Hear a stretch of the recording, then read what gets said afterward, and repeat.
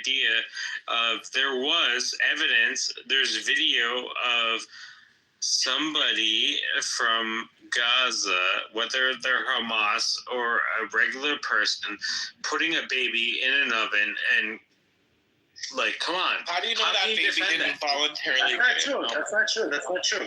You guys like made some AI generated pictures. So it's not true. It's not true. Oh my God. Exactly, it's not true. And like everybody just disproved that you guys are lying. So the video of themselves doing it is not true.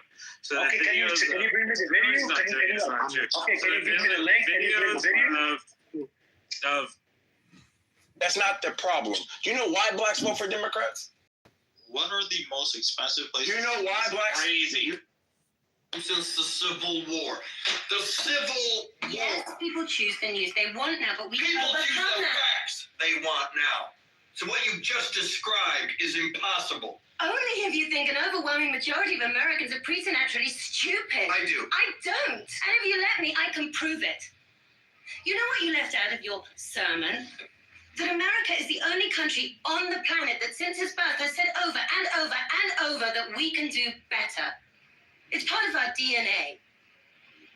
People will want the news if you give it to them with integrity. Not everybody, not even a lot of people. 5%.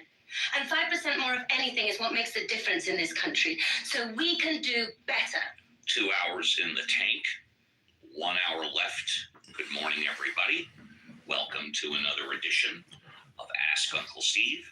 If you're in the audience and want to come up and talk, just raise your hand and you can get a fresh five to talk about anything. And for those of you that are not shy, but you don't know what you want to talk about, here's what I refer to as the best 2 minutes on Clubhouse. Tonight, breaking news as we come on the air. The winter storm warning's up right now. The third major storm of the week set to hit the Midwest and the Northeast tonight and tomorrow. 100 million Americans on alert for heavy snow, ice, flooding in the next 24 hours, bringing treacherous conditions in the West already.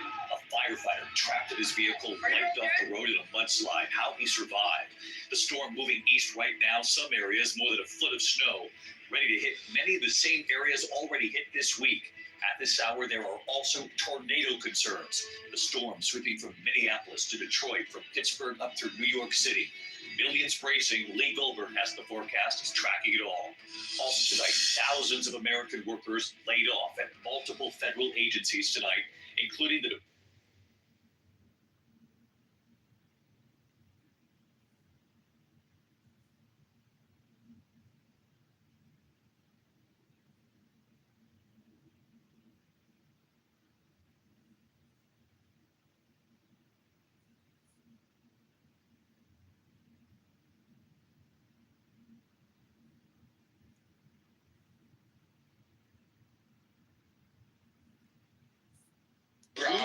The goonery is to think that she is a Harvard. Hey, is this B guy? Hold on. I think, is this Edmund's listening? BU. Double H, you got me kicked out. What a bitch. What a bitch. The videos, man. I work as a content moderator, so I see all the horrific videos every time. That's a you thing. That's not a them. Exactly. So I've never seen. I've seen Jewish people getting killed by the Hamas. I'm not denying that, but the Jewish people killed the Palestinians as well. Okay. But I've never seen a baby who got killed or something. Or charred or like burned. That's disgusting that you even want to even think about that. Like it's like they saw it. Even the heads of BBC talked about that they saw people like putting babies into ovens. Like, how can you deny it now? Like, you want proof, so you want like an actual video of it happening.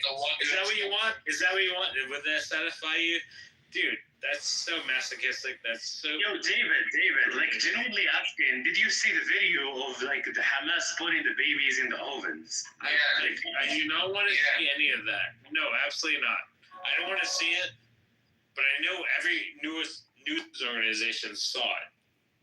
I know when Trump became president, he saw all the films of all the Because don't Why forget, would they believe Trump, bro? don't Why forget, would they don't believe forget Trump? that Trump is literally don't forget saying that Hamas. we should. Hamas wore cameras on their body, and we have that footage as well. Hold on, you're horrific. So you are expecting me to believe we what don't care Trump if you is believe saying. it or not. We don't care. No. You're not going to talk But your way really- out of this. Listen, Okay, the why evidence would is they already believe Trump? in. What? The verdict. Why would they believe what Trump is saying? Why would they? Yeah. No, man. Why would they believe Trump? Trump wants to You don't deport have to. all the We don't care who Palestinians, you man. believe. Doesn't matter. What the fuck, man? You're just not mad. going to talk your way out of take this. all of the Gaza, bro. Trump wants to deport all You the made your Palestinians point. to Egypt You and made your Jordan. You're And you're not telling me talking what to your way believe, out bro? of this one. You're not Man, talking your way out of this. You can yell and talk all you want. Better to have a short life that is full of what you like doing. We don't say rising into love. There is in it the idea of the fall.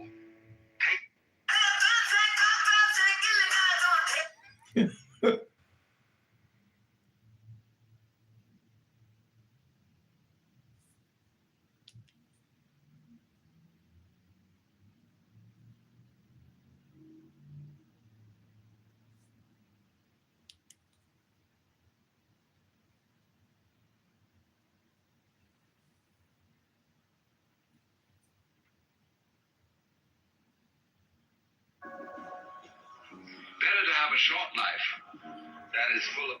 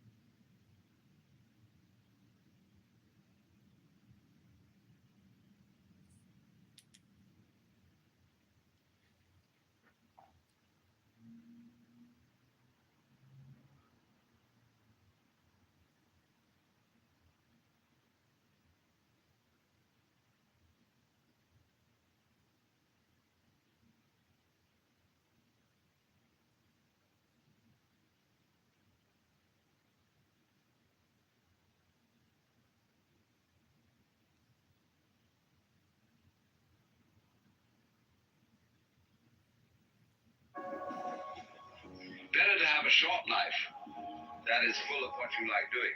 Then a long life. Open up the doors, when you open up the doors, and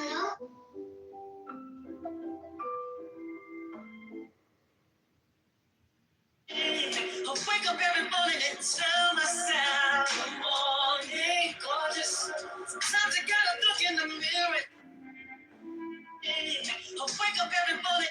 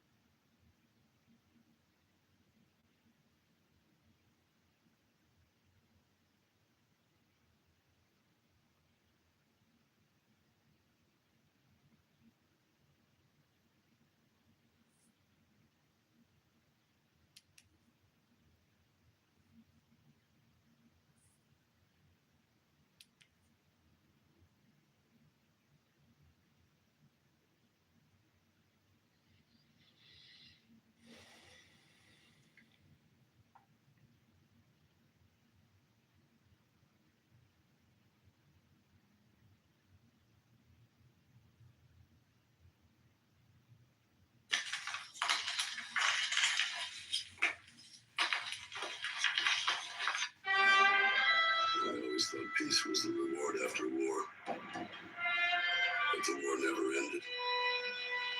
I've watched good people die.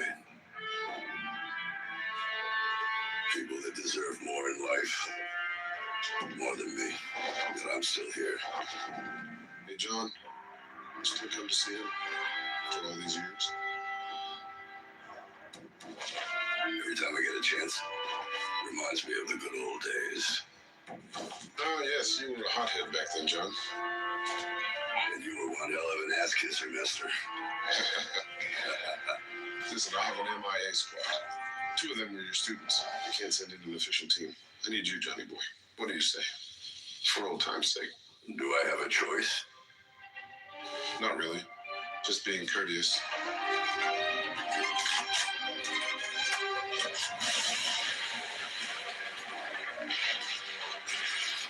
Good morning. You're not getting out of here alive, boy. Target is on the loose, General. You shouldn't have come, John. It was a trap. I couldn't let you die. Goodbye, Joe. Getting out of here alive.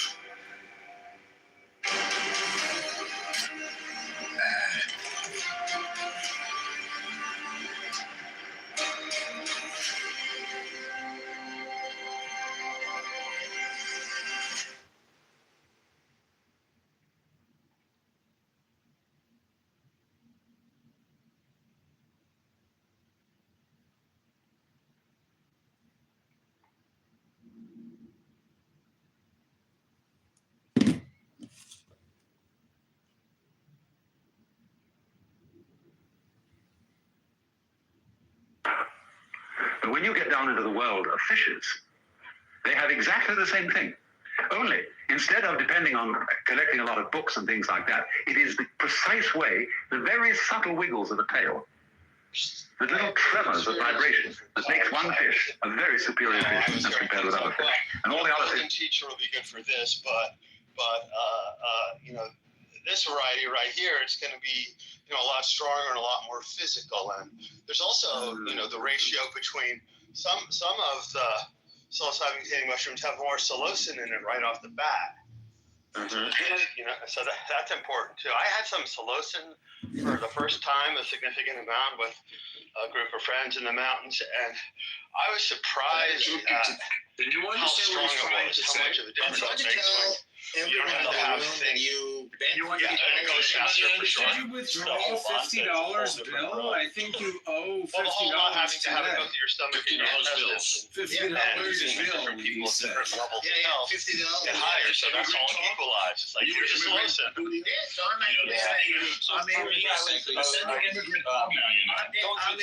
Actually, Try and find something. I need to get to your brain, actually. I'm actually occupied your brain. And I couldn't find it because nobody's like, nobody that grows it is selling it and it's not going around. So I decided to learn how to cultivate mushrooms so that I could experiment with this specific cultivar. And through that process, like, just opened these doors into cultivars that I hadn't really given much attention to. And it's become a can of worms. But the mushroom that I find really interesting right now, when I started researching it, was referred to as Aphnatolensis, but has recently been recategorized as Ocraciocentrata.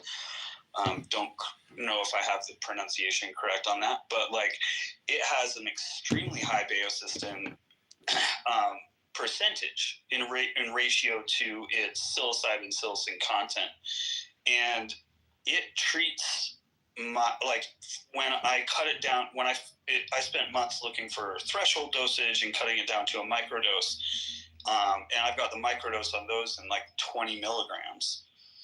And those are more effective than any teachers, apes, any of the strong cubes that I've experimented with, anecdotally, in the effect of treating what I've understood is now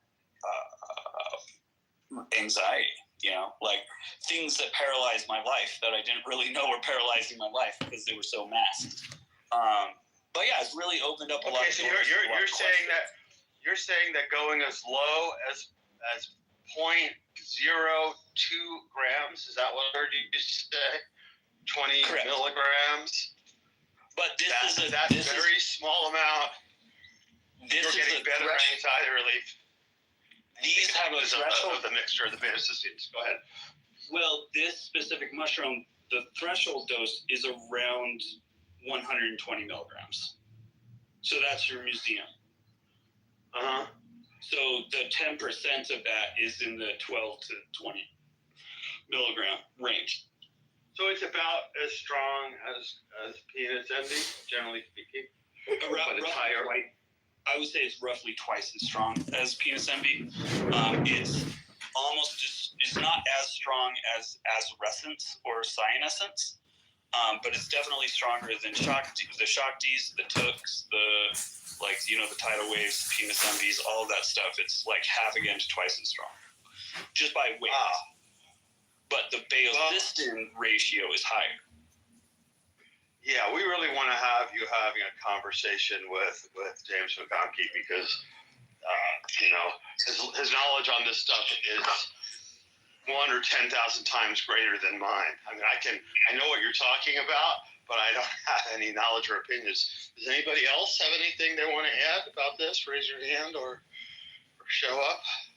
Where are you, Gregory? Where are you from? Oh, I live in the grand state of New Mexico. I moved here from the Northwest about 6 years ago.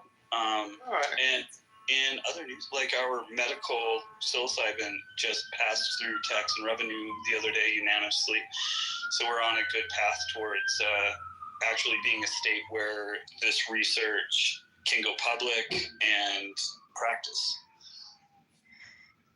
Yeah, that'd be great. If we're in a world where when you really realize the potential reach and scope of microdosing, that we're just even beginning to figure out what's most effective, you could see it spreading really far and wide and taking down by a lot the amount of pharmaceuticals that people are ingesting and helping them and supporting them as they taper off, and then having people not working with the pharmaceuticals, which, as we say over and over, really just mask symptoms and are addictive because you can't stop them without terrible side effects. So guess what? That's the definition of addicted.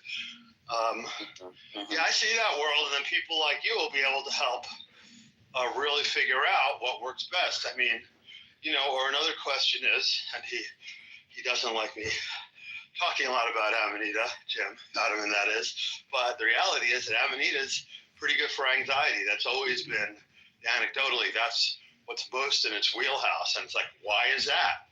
And how does Amanita work at all, given that it's not working with serotonin? How does that plasticity thing happen? I actually kind of subconsciously poo-poo the Amanitas because it's like, in my mind, when I first got introduced to like the whole world of psychedelics, I dove deep, and it's like, Amanitas are not fun. Muscimol is just it's medicine. I feel like, but it's not one of the fun ones. So I think I misappropriately discredit it, but I would be really interested to see the research on what those really small amounts do in the body, like what they're actually affecting. Well, I mean, there is the book, Microdosing with Amanita by Baba Masha, which Jim Fadiman wrote the foreword for, but it is also true that there's a lot less research with Amanita generally. And when you say it isn't as fun, I mean, I only use Amanita in really small amounts.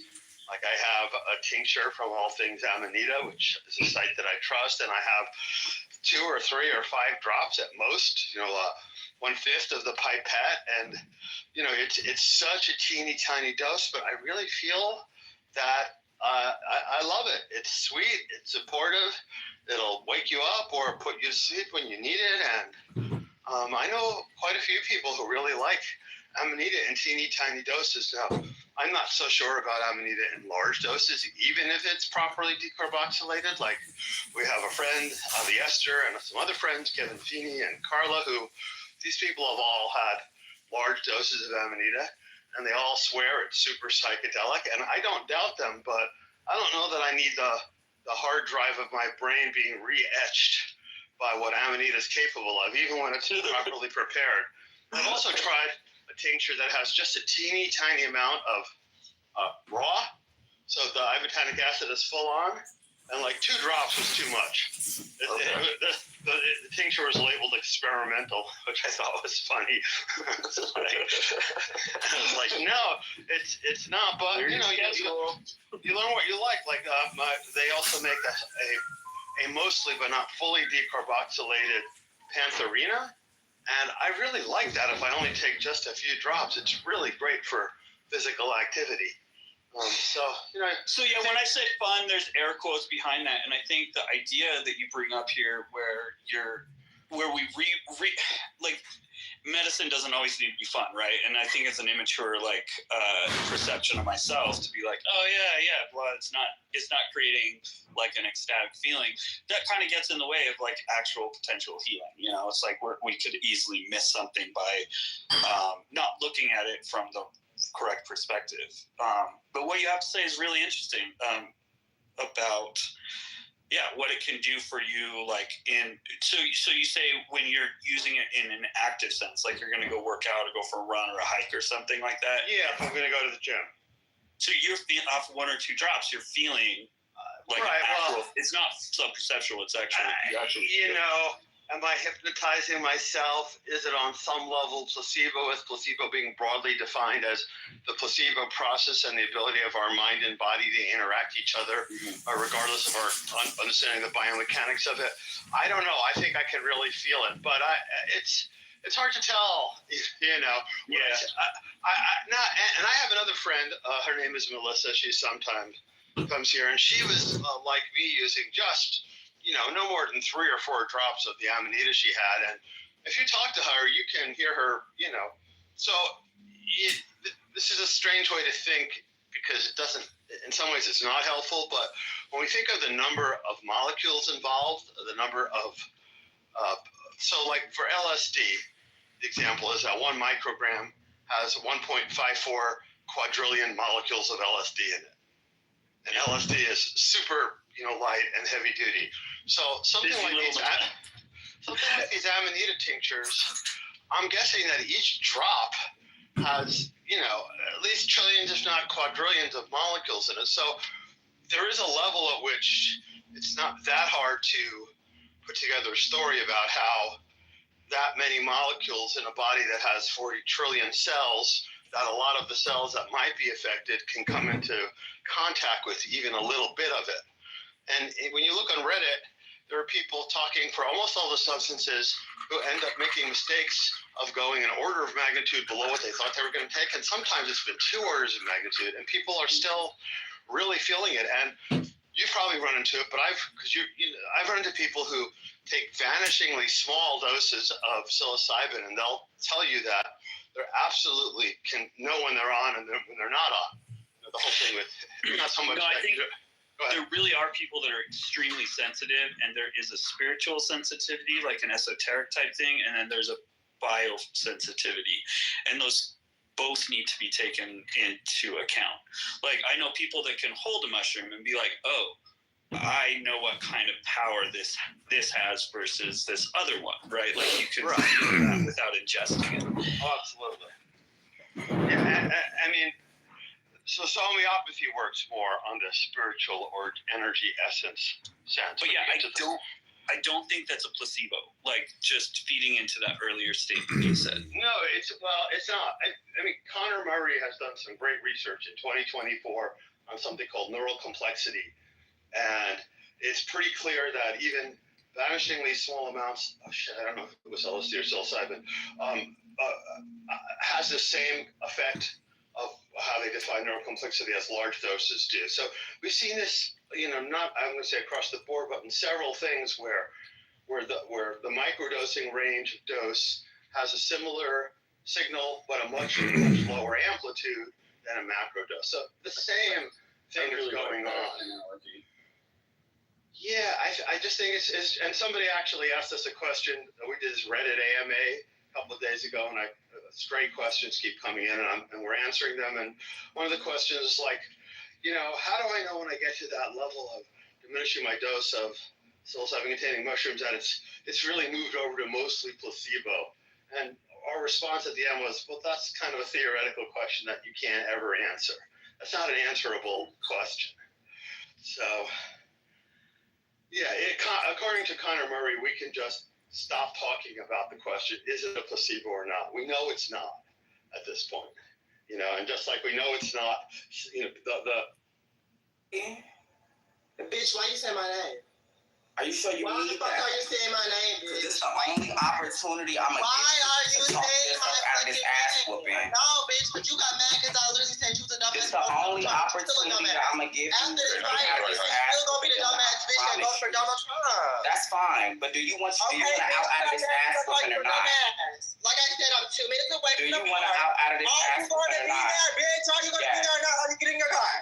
Get in your fucking car. Because you keep saying all this. Are you sure you want this? No, bitch. Come on. Let's go. Okay.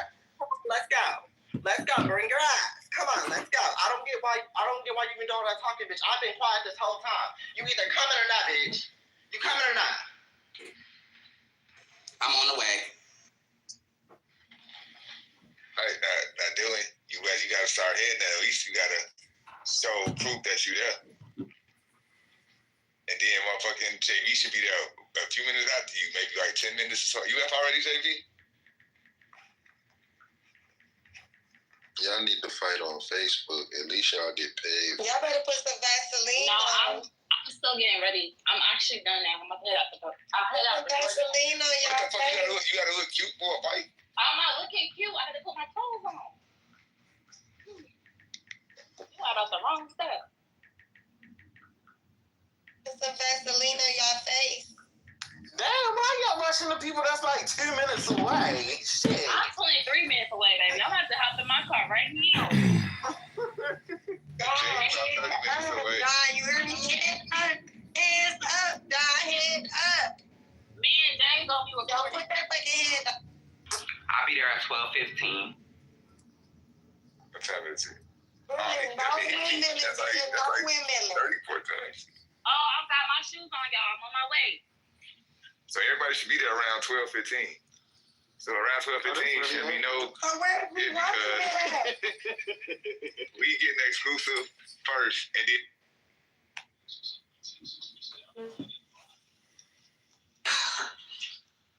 You'll be listening to the wrong people. You know, like what give you a fucking itinerary and shit like that. You ain't hit on none of them little releases out there, bitch. I got that 5 for free, and I'm supposed to get that 5 seconds. I don't wear a size 11, and he wearing a size 11 all weekend.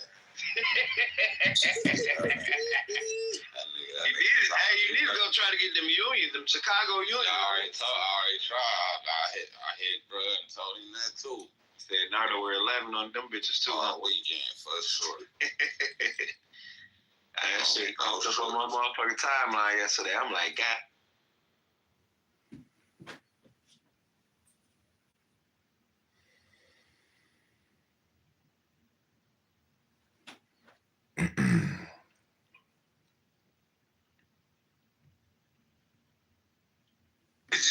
Suki, so tell us why there's no war in Ghana. So they put them to sleep and they put the tracking devices in? Suki, why does 80% of the Israeli people don't want no war anymore, Suki? Why is the time? Nobody likes war.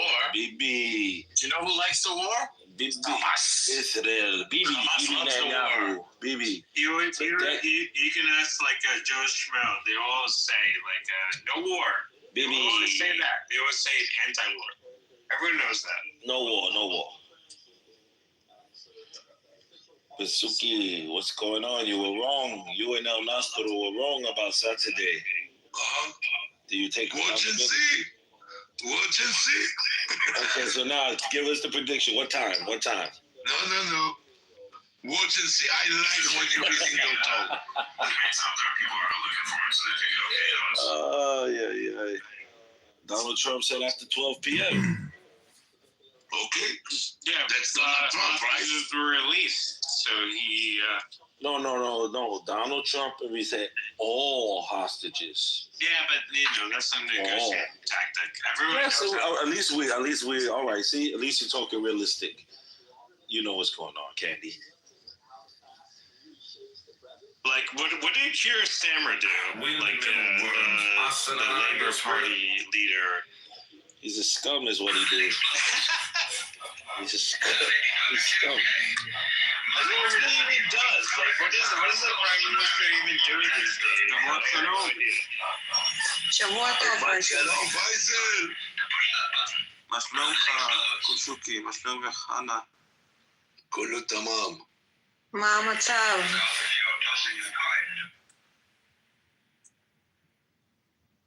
She looks kind. She probably gives you butterflies. So when does the war start again, Suki? Please tell me, because you were wrong about today. Why the war start? You questioning that? When is it going to start again? Because you were wrong about Hold on a minute. Let us take all the lines out, and then we will see. Oh, well, that's different. Of course. Well, anyone could predict that. That's not a bold thing. Of course we want all the hostages out. If all the hostages are out, then yeah, why wouldn't they want to not to go back?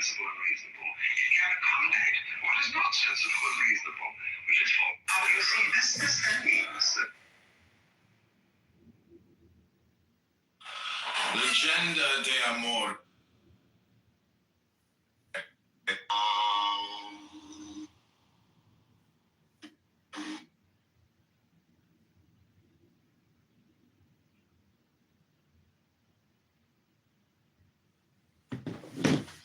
They kicked me.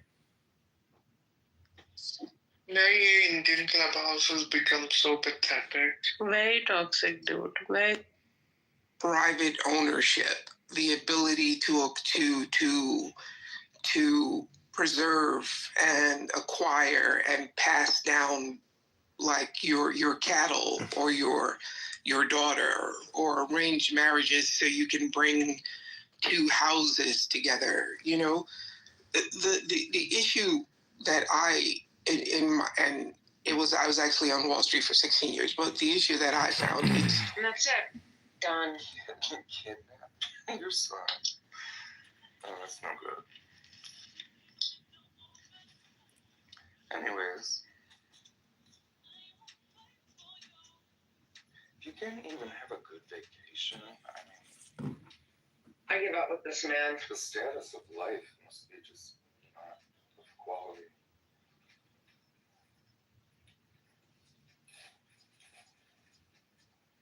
Everything looked picture perfect, but was it picture perfect? Here to answer is Mandarin. Mandarin. Hello. Incredible. The gays are here. They're waiting for Dylan. God, you know what? Dylan, No. I was in another room with Dylan, and someone Go called Gamax, and then honestly, I forget. But Gamax, whatever. Oh, Gamax, Samoa. Yeah. And he's you're fucking nuts. Go on. You're a sick, abusive person, and here's the thing: any girl with like that understands red flags is not gonna want to date. Right now is Muhammad Abbas. The ideology is to continue the suppression of Islamic unity. And if that means supporting Israel, that's what it is. But I don't give a shit if Israel was called Poop Land. Then we would be saying, hey, Poop Land is going to ensure the Islamic unity is not.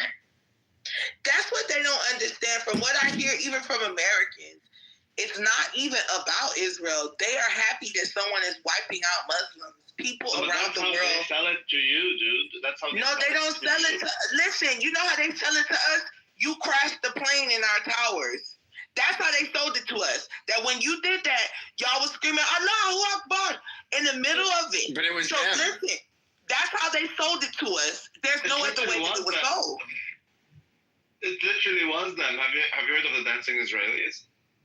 Listen, it don't matter. Y'all from the same place. That's what you don't get. Palestine and Israel is a border away. So to differentiate the people is weird. Both of y'all speak Arabic and Hebrew.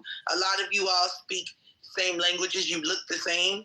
A lot of you are just. But we don't not look the religious. same. Look at this guy. I mean, with all love and respect to James, he ain't Middle Eastern.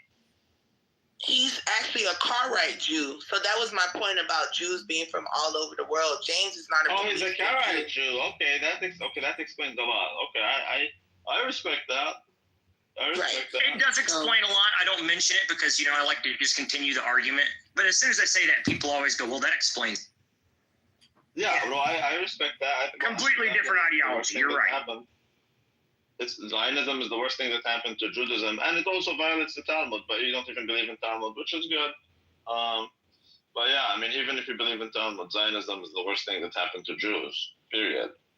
Well, it's That's the like same for all saying that's like saying the Black Revolution was bad for Black people. No.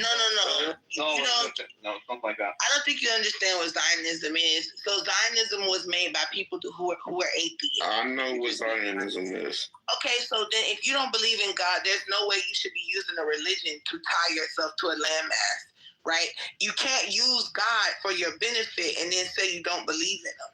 So Jews shouldn't have a state. The Jews believe that they shouldn't have a state until the Mashiach comes, which he will never come because according to Daniel, he already came. Either way, you have to. You cannot have your own Jewish state according to Judaism. So Zionism is an issue to Jews. It is. Yeah, and this is the problem with Israel that I have is that they've connected it to Zionism and the faith and blah, blah, blah, which presents on the other side, like rabbis doing, an argument of counter in some type of faith. Oh, the Messiah already came, you shouldn't have a state, blah, blah, blah. That's the reason you don't do that, because look what has happened. Now they're saying you can't have a state because you believe that you only can have a state with the Messiah. They shouldn't have named it Israel. They should have named it something fucking else. Anything else, and they'd probably be a...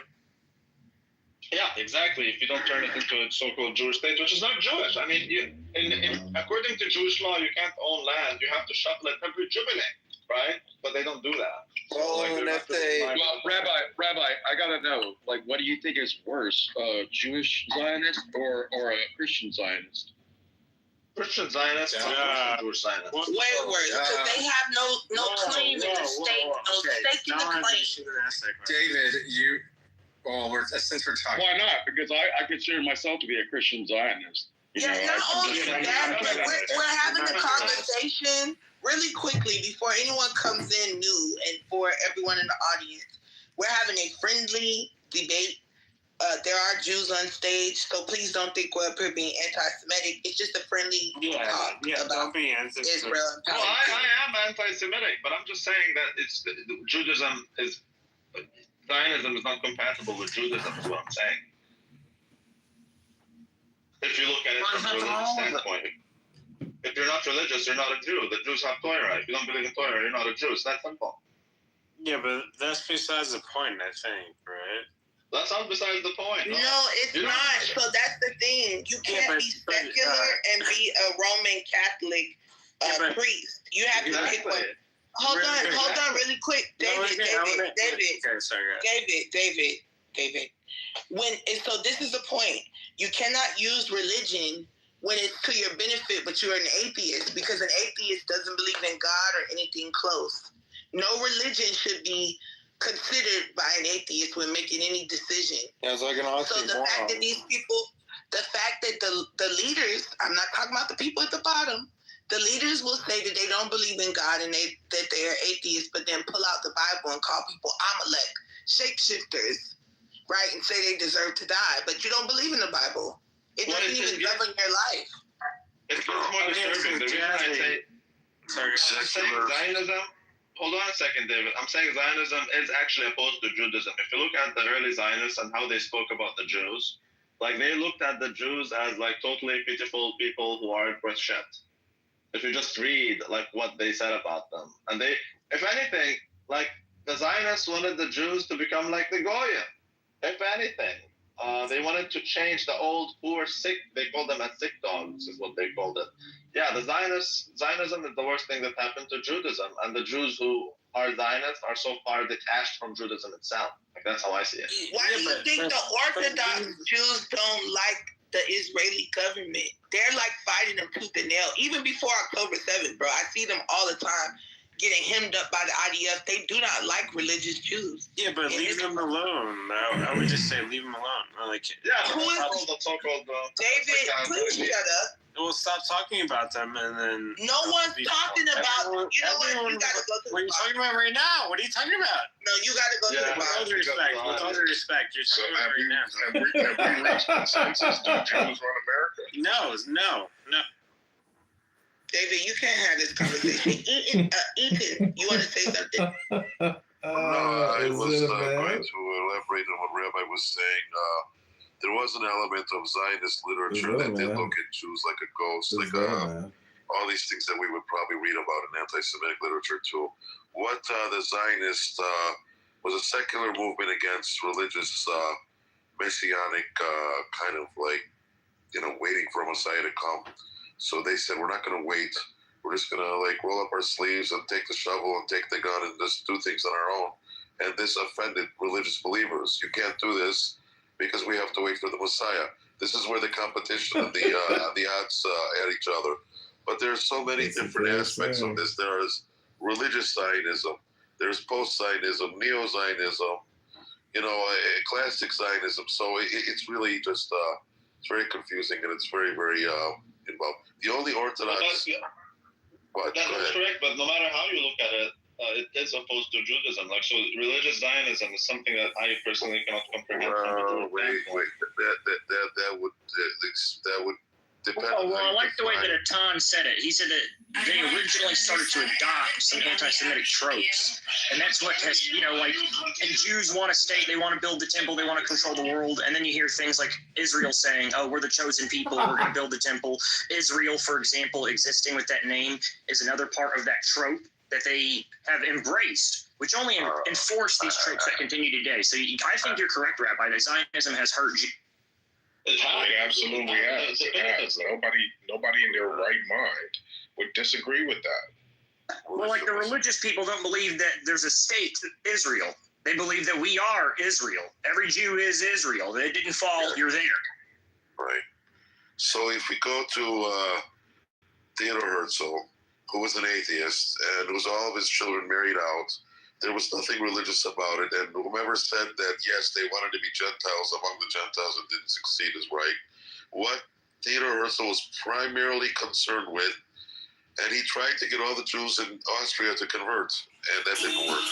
He just didn't want there to be a people that were being oppressed with pogroms, and later on a Holocaust, and the Dreyfus Affair, and this and that and the other thing. He didn't care about religion. He wasn't for it or against it or anything. He just wanted to. He didn't even care if it was in Israel or not. He didn't even care where this Jewish state was. Yes, but don't you think he's more like Pharaoh? Because he thinks he knows more than God himself. Because in the Torah, it literally tells you, if you do these things, then it will be good for you. If you don't do them, then you'll get fucked. So I would argue it's because of people like Theodor Herzl that the Holocaust happened to begin with. Well, you look at Herzl, he was looking at South America originally, and it was only actually the Nazis and what was it at the time, British-controlled Palestine, their bank that specifically chose Palestine at that moment, Israel today, as the selection location. And they did it because it would hurt the Jews, not because it would help the Jews, because there's plenty of places that another Jewish state could have been built at. It was intentionally placed there by outside sources of our agreement, for example. Very interesting. They knew that they were. You acknowledge that. That's very interesting. They knew that they were going to draw wider support if it wasn't, the ancestral land. So that's, what they did. But the problem is they're turning the Jews into a nation. The Jews were never a nation. That's kind of the thing. Wait. Okay. I don't like disagreeing with you, Rabbi, because I love a lot of the stuff you say. But let's go back, and Hebrew well, when they say... No, I don't speak Hebrew. Okay, well, you made that impression that you do, but okay, let's go on. They say Am Israel and Dat Moshe. So what they say is the nation of Israel and the law of Moses. this is what is said in the Torah. Okay, where were we going with this? You were saying that the opposition between Zionism. I'm saying that there are many different contradictions. One of them, for example, is the Jews aren't allowed to fight unless it is to preserve their faith. But that's the Jews are not what? The Jews are. Say that again, please. The Jews never wanted to fight wars unless it is for their faith. But they're not allowed to have armies and fight wars for expansion and etc. But the Zionists have a different perspective. I'd like to know where that is. That's interesting. Where they're not allowed to have armies, I don't know. Yeah, I'm confused. Where is that? For example, I don't know where it is from on top of my head, but the Jews in general they're not allowed to have a state. For example, there's a very interesting rabbi called Rabbi Yaakov Shapiro, very smart guy. I mean, I think you're referring to the fall of when Nebuchadnezzar's time happened. And I mean, I guess you're correct there, but that was the consensus of like the last Sanhedrin. But I mean, it's a new time. Well, I mean, that's a big question mark there, right? I mean, that's the consensus of the Sanhedrin, but it's a new time. But I mean, we don't have a Sanhedrin. The time I'm referring to, Etan, is when Nebuchadnezzar captured the last Jewish Israeli king, took him prisoner, killed his son in front of him, and then stabbed his eyes out and told him, the last thing you'll ever see is your son's done. Right, the Babylonian exile. That's what you're saying. And then the Babylonian exile, exactly following. Okay. And that's what the consensus was then, is that Israel's not supposed to have a state from that point because God killed their king and used Nebuchadnezzar to do it. And Nebuchadnezzar's even seen as like a chosen figure, oddly, as evil as he was. Right, and then so correct. So the Jewish belief is that you don't have a state until the Mashiach comes, and when he comes, then he does whatever he does. Yeah, so my next question is this. So do you believe that the rest of us are Gentiles and we're not? Like, where do we live? Because that's what I'm saying. Like, you're gonna be those guys. Well, what is this? Is this why you guys don't believe in Jesus? Because these promises were extended to people. Don't think they don't know the Torah. I would love to debate any Jew about the Torah. They would have to believe in Jesus. That's the thing. I agree with that. But why do you say Torah? I would love to know. One person here. Messiah coming. Messiah coming, right? I think, do you believe that isn't it true that when Israel is formed completely, that the Messiah would come, right? So hence that's why they're rushing to take over Palestine. That's an unfounded belief. That's not well, the problem is the Messiah is the one that's supposed to make the state. Exactly. If anything. Correct. So don't you think that maybe they're trying to make the state so that Netanyahu can be the Messiah? What it is, there's I forget what they're called, like the progressive Jews, right? It's this weird Reform Jews or whatever they're called. They believe that Jews in general are the Messiah. So that's their ideology. And they believe the entire group is the Messiah. Exactly. They essentially switched out the Messiah figure. So, yeah, instead of one Messiah figure being the bloodline of David, they believe that the entire people is the Messiah. It's very specific to Reform Jew. Correct. I would say it's just Reform Jews. It's also Rabbi Rashi. I would say it's also Rabbi Rashi. Oh my God, Rashi. We're talking Rashi now. What about Rashi? Rashi did that. Isaiah 53. He actually is saying that instead of everywhere where it says Messiah, he changed it to the people of Israel. So like that idea stems from instead of a figure. But when you read Isaiah 53, it doesn't. You said, well, Rabbi? It changed a lot. Some of them believe that there's two different Messiahs. It's actually a huge reason why everyone's in the time. It's a huge reason why Karaites have such a problem with the rabbinical Jews is because they've done that. That's exactly right. And I'm glad you're here, James, because when you read 53, clearly Israel as a people are distinct from the Messiah. And how all you got to do is go read it. You can read it and you can see that clearly the Messiah is not being referred to a people. Correct. That suffering servant is being afflicted because of the lawlessness of my people, he said. Exactly. So thank you, Rabbi. So based on that, what is the end goal? What is the end of the end goal is that's the wrong. It's a wrong interpretation. Wrong. Exactly, it's a wrong interpretation, David. And essentially, you have to account for the Messiah, a person that's supposed to fulfill that role, not a people. And if this was a Messiah and it wasn't Israel and this was prophecy coming true, then every Jew would probably be there. There's a reason why instinctually Jews like me are like, hell fucking no, I'm not going to Magic Sandland to play in your experiment. That's right. Well, they want you to because they want to destroy your identity. Why do you say it so aggressively, James? That's how I'm American. That's just the way we speak, baby. We speak aggression. I'm American. Well, but yeah, if you look at it from a theological standpoint, Zionism is an attack on Judaism, dude. You understand that? No. Yeah, there's a reason the current population is over here in America. Okay. Zionism is kind of like a contrast to Messianism. Okay, but to say that it's against Judaism as such altogether. Yeah, I wouldn't say I wouldn't go that far. I don't know. Well, aren't the Jews waiting for? Okay, well, hold on. Let's just be honest, okay? So we don't have to go that far. Just hear me out.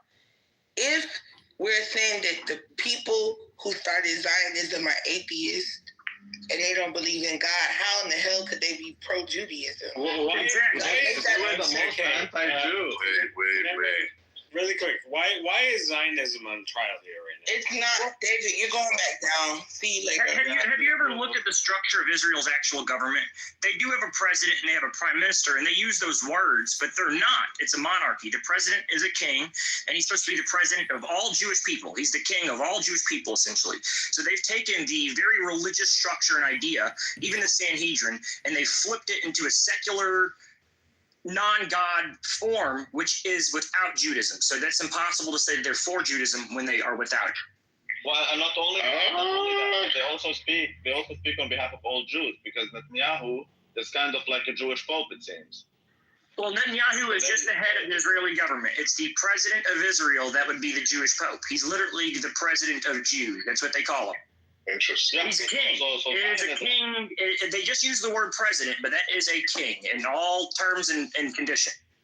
But Zionism, as an idea, seems to believe that Israel is not only a country of Jews, but it represents all the Jews in the entire world, even those who are not Israeli. I mean, you clearly are with the TV a lot. I'm telling you that Netanyahu, right? A prime minister is replaceable. He's just Churchill. There is a king that is there in Israel. He's called a president.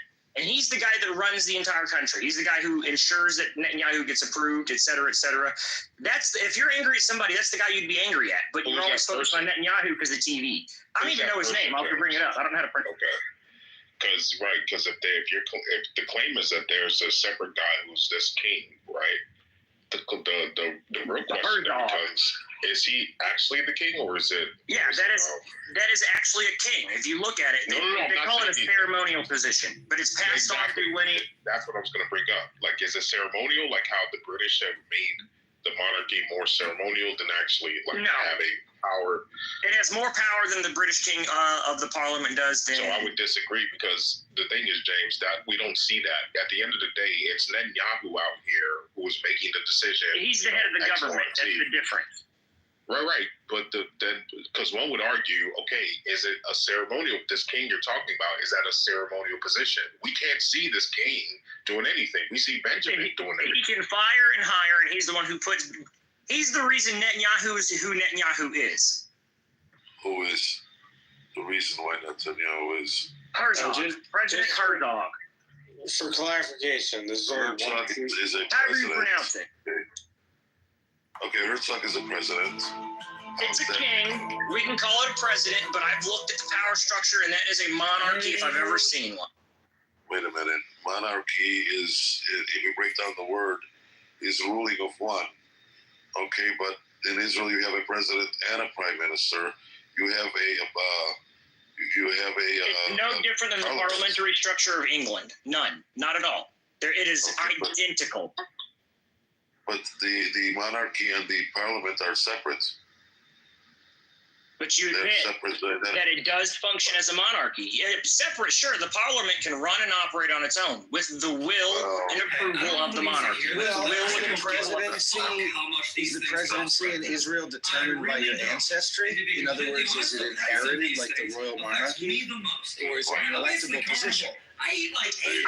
That would be a glaring difference. I mean, you're saying it's identical to British monarchy in every way, but in the British monarchy, the royal family is a family. I mean, it's, but the House of Lords has no powers. So who's the president's You can find very small differences. Very small differences. But the operation one of them is an ancestral dynasty, and the other one is an electable position. It is the way it is. That's a glaring difference. That's not a minor difference. But just because they use the word president, just because you think you raise your voice louder than me, it doesn't make your point better.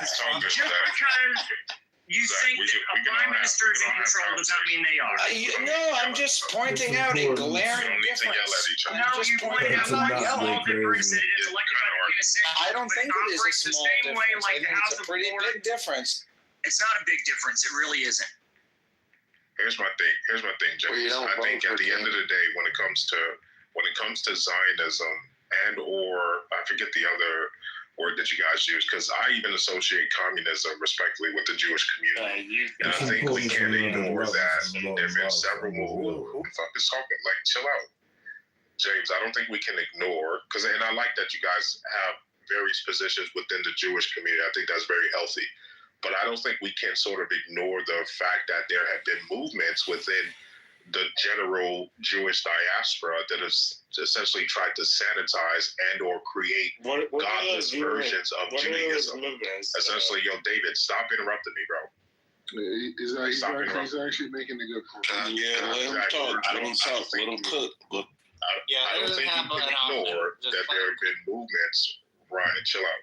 I don't think you can ignore that there have been movements within the Jewish diaspora that essentially tries to create godless and or secular versions of Judaism, where you essentially keep certain aspects of Judaism, but then you switch out the ultimate hierarchy of God at the top with humans and or their own moral systems. So I think that's important to sort of bring to the forefront. I don't respectfully, know. Why do you say godless? But be reminded that in Christianity, you have 35,000 denominations. Okay. Each one calling the other one godless. Okay. So I don't think that's not true. That's not a true statement, but I don't know how that applies.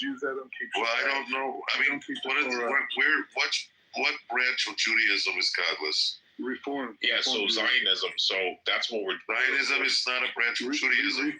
Yes, it is. That's our point. That's not our point. It's not Judaism. That's our point. I know the Jews don't like to be honest. Point. It's your point. You can't. That's a lot of people agree with our point. A lot of people agree with our point. Who is our? So hold on. Not even just Zionism. I would say also communism and other forms are essentially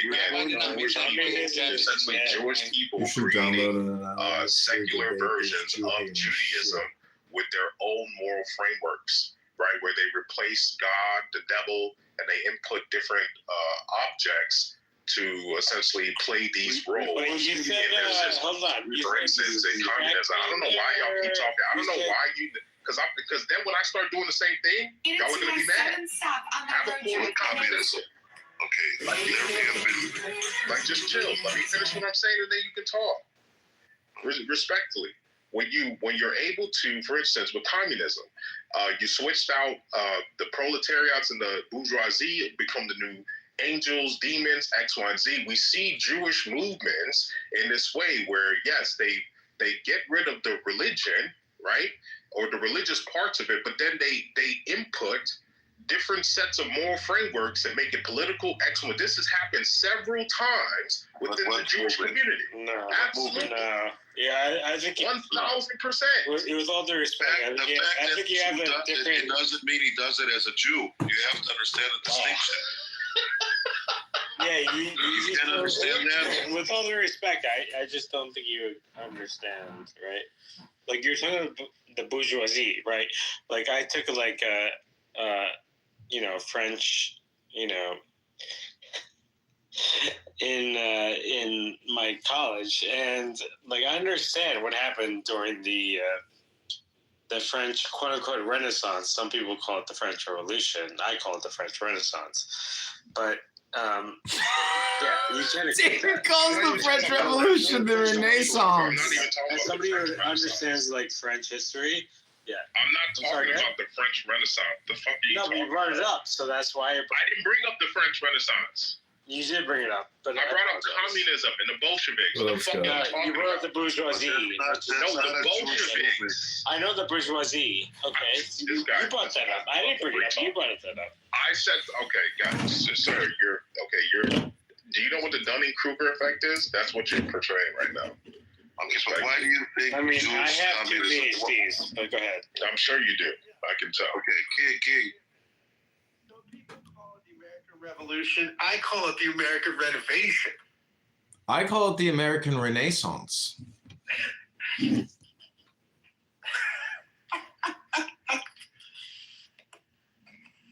What a fascinating little thing you got going on. I think it's interesting. I don't think a lot of people are interested in it, but there's a cast of characters on Clubhouse, and you know they get together every day for free. So imagine if you had to actually organize a production in the real world. It's impossible compared to just live streaming Clubhouse. You know, that's why I say bootleg Clubhouse. I think people are interested in random conversations. It's curated random conversations about nothing. I love it. I'm on my microphone editing, but I'm not on my.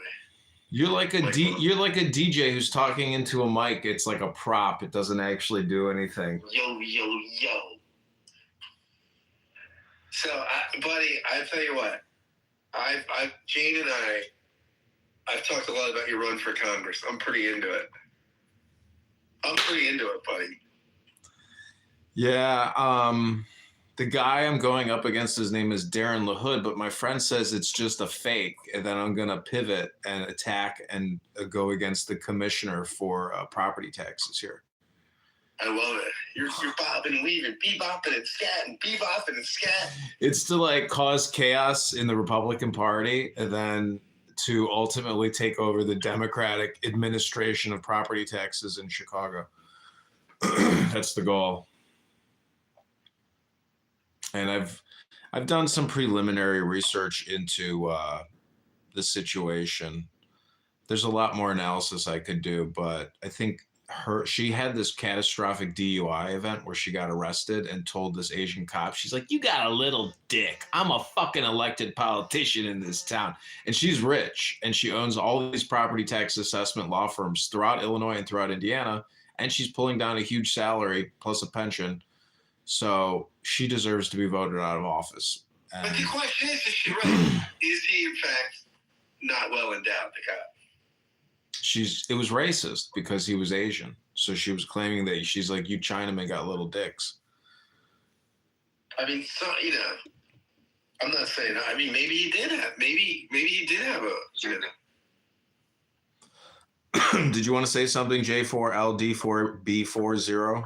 Yeah, Yaldebeo. That's my name. Don't wear it out. Yaldebeo? Yeah, Yaldebeo. Okay, is that all you want to say, Yaldebeo? No, man. What's up with the trolling thing? How many accounts do you have on here? That's kind of funny. I've got 4 accounts on Clubhouse.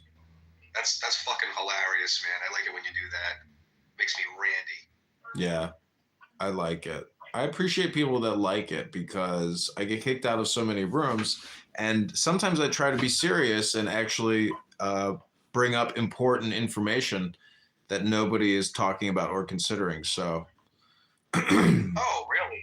You know what, man? Let me take a minute here. Do you have anything to talk about? Because I'll listen.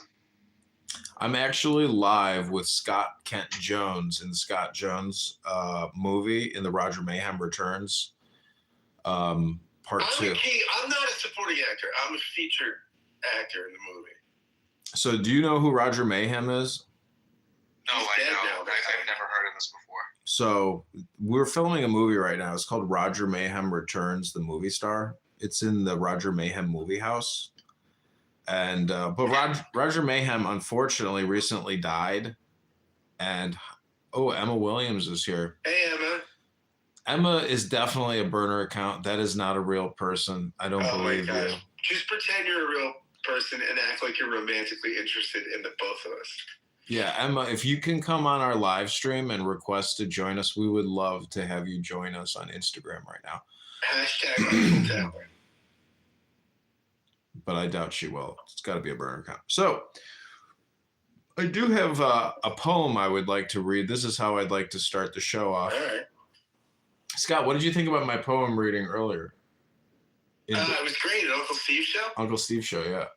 We smuggled you in there. That was fantastic. It was great, wasn't it? Dude, I'm your, I'm your biggest advocate on Clubhouse. I always sing your praises. I sing your praises in the deep state. They hate it. I'm like, I think he's the greatest. I was recently on Dr. James's Instagram account screenshotting his very strange photos of himself. Buddy, Dr. James. Yeah. Okay, this is the poem. I want to dedicate this to our great president, Donald Trump, and his wizard, Elon Musk. This is called On the Harmony of Will and Fate, De Harmonia Voluntatis et Parcarum. So this is a meditation hypnosis. Take the deepest breath of the day through your nose. Hold it for 10 seconds. Oh, this is the evident and final solvent of the not philosophical concerning fate and free will, that it is thine own self, omniscient and omnipotent, sublime in eternity, that first didst order the course of thine own orbit, so that that which befalleth thee by fate is indeed the necessary effect of thine own will. These two then, that like gladiators have made war in philosophy through these many centuries, are made one by the love under will, which is the law of Thelema.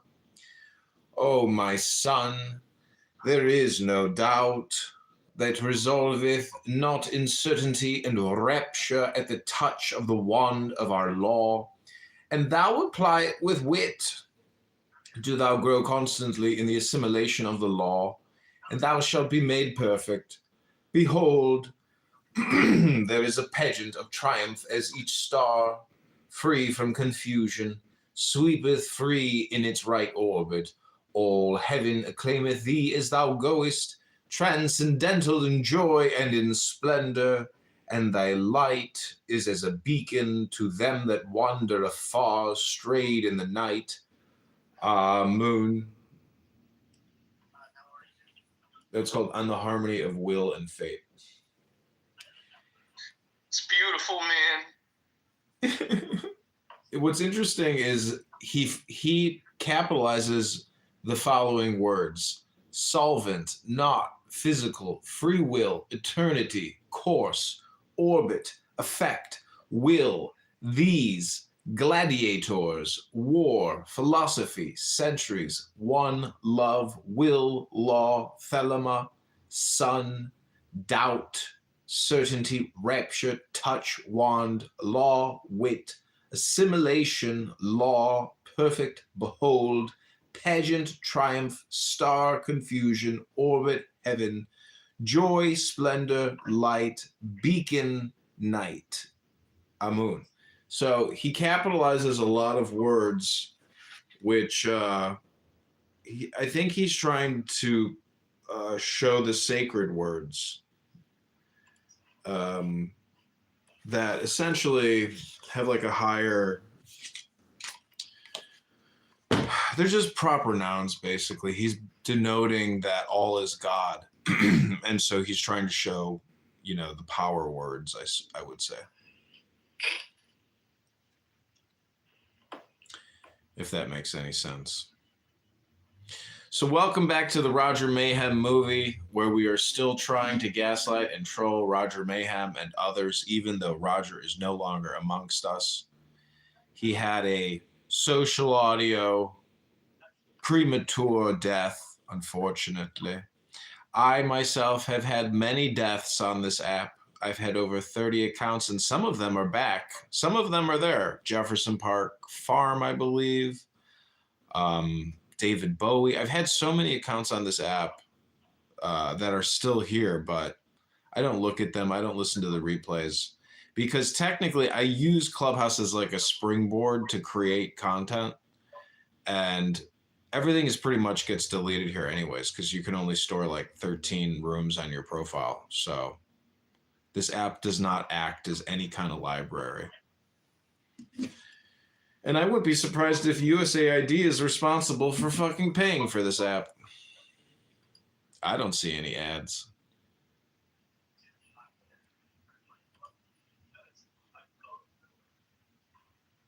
No, I'm just an alien sent by the government, you know, the CIA, to fucking troll everybody on this app. I do think it could be true that In-Q-Tel is a primary investor in this app. It wouldn't matter though. Ooh, El Padrino is here. I have basically recorded everybody on this app, and I have gathered no intelligence. So so technically, I have rebranded every room as low IQ dumb people talking about nothing, wasting time. And I just challenge you to prove me wrong, because I could go into a room right now, live stream that room. I can't even accept that challenge. It's just an abundant fact. Yeah. I have not yet to meet a Phil bro on here that knows what a formal debate is. You pick a topic, you debate about it. If you want to make it fair, you get two topics, one where, you know, it puts the other person on the defensive, and you stick to those topics. You have a 2-minute opening statement, cross-examination, Q&A. You go to the audience, you get some Q&A, and then you conclude your debate, make your closing statements, whatever. I just never see that on here. Yeah, that would be nice. Have you ever done Toastmasters? No, I haven't. It's just run totally professionally. And so if you could take the anger out of the debate, I feel like that's important, because then it's just purely academic or rhetorical. So the problem is yeah, there's just really no real good leadership on this app. So it's kind of goes back to the thought that everybody on the app sucks. Yeah.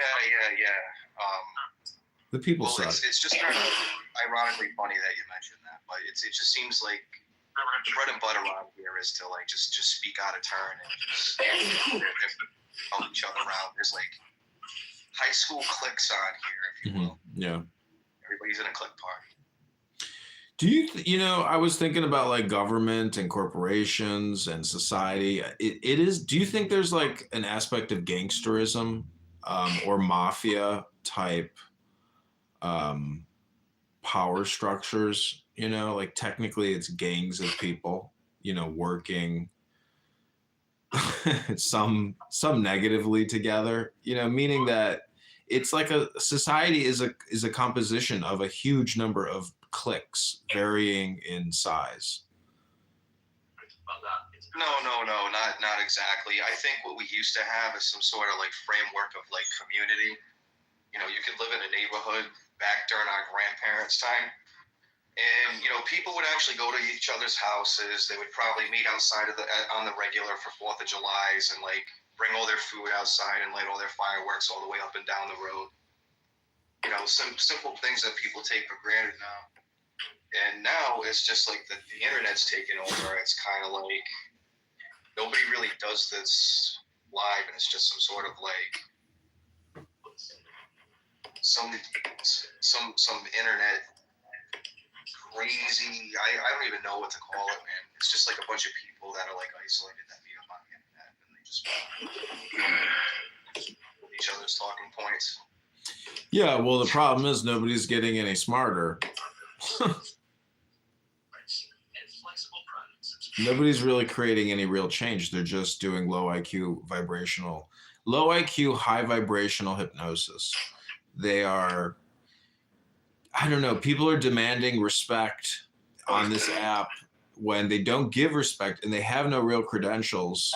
And everybody's pretty far out in this app. A lot of people are technically psychedelic and they don't know it. Meaning they project their superiority with the green bean, but they don't actually have any authority, nor do they have any real intelligence. So it's like a role-playing simulator for, what if I was the motherfucking king and queen of this motherfucking shit? You will respect my authority, and I will teach you the truth of the earth through math. Yeah. It's overly moderated when you start pigeonholing somebody in a corner with logic. Yeah, I get it. There's no intelligence, though. You may have a structure of logic, but there's no real intelligence, because anyone who's talking on here is clearly not achieving anything in the real world, because this is just a hypnosis app. I think it's a little bit more complicated than that. I think there's like this dopamine aspect where you're kind of fucking with your reward system. So instead of going out and socializing with other people, you get on here and socialize instead, but you kind of get this like. But it's a double entendre, because you could go into the real world and say, you know what, talking with you here in the real world is a waste of my fucking time. You should be on Clubhouse. Well, realistically, I mean, there's so much more social benefit, and you have so much more restraint and respect for people in real life, whereas on here you get to like fuck around and remove your filter and kind of somewhat break the social contract of like respecting one another. I do like the aspect of being in control of the communication. And so if I like that, then the low IQ stupid rooms also like that. So I think, there's some type of additional dopamine creation by being the controller of the communique. Even no matter how bad your ideas are, it's irrelevant. It's, you will listen to me and give me respect. And that don't mean that I gotta give you any respect. But you will listen to me and give me respect because I am in control. I've actually, it's funny that you mentioned this, because, just the other day I was, speaking with an atheist, and I'm a theist, but I'm not here to push my rhetoric, or I don't have any goal to, convert anybody. But, he went on, a gish gallop about how, let's tear down the current system that we have, and, let's implement this, secular humanist society. And I'm sitting here going, your premise that you're basing this on is that you're completely different from the way a theist would think. And it's like, well, do you like people lying to you, or do you like lying to other people? Do you want people messing around with your girlfriend? Don't you think there should be some kind of boundary? Wouldn't it be a nice thing to honor your mother or your parents? Little simple things like this. And it's like anybody could really kind of adhere to that. It's not exclusive to religion. And it's like you're really not so different from me. So I don't see why you're basing all this premise on the differences between the two. One person just has a lack of belief, and the other one happens to believe in a magic sky daddy, according to them, and they think that's ridiculous. And do you think if you got rid of religion in the world, would it make any kind of difference? Yeah, those questions are just, it's a good question, but I don't know. The problem is it's more words, but there's no inference or adjustment to behavior, or really rising IQ, rising EQ. Everyone is kind of stuck in their base stupidity and retardation on this app. Every take is essentially wrong. If I go into somebody's room who, let's just say, anyways, the point is I can condition myself off of all these bad takes. So it makes me as a conservative theist or a conservative national theist even more aggressively extreme, because their takes are so bad, meaning that you can use this app and the people on it as a mirror to adjust your sentiment and disgust of opposing parties. So I don't know, maybe they do the same thing, but it's bad takes. It's really bad takes. And everything you hear on this app, 80% is the exact opposite, maybe even 90%. So it's just so interesting. The opposite of what people are saying on this app is actually, to me, the most interesting thing about this app. It's a constant struggle to battle with the person that's straw manning you. You know, they like to build straw huts out here. That's really as simple as we can get at it with. JoyFit Pro, you want to come live with us? You want to join our live stream? JoyFit Pro says Adrian's handsome.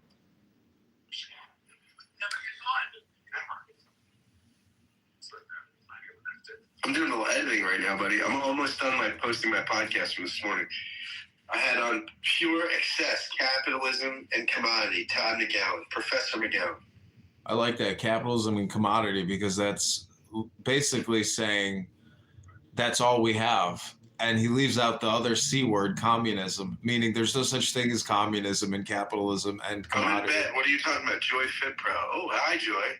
Yeah, Joy, you want to join us? Like, hit the plus button to request to join our live stream, and you can join our podcast where low IQ dumb people talk about nothing and waste time.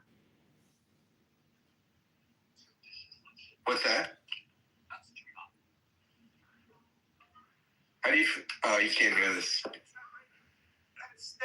We were talking about this Larry David clip in the conversation, so I just dropped the Larry David clip in. I cut our 30-second conversation out and just put the clip in. I thought you were going to ask me what are the main basics. Pretty good. Insights. I was going to say unconscious and death drive, and don't run on cocaine. But you don't run on cocaine. That is one of the theories of this book. That is his best friend. Hey, let's get some deep. Okay.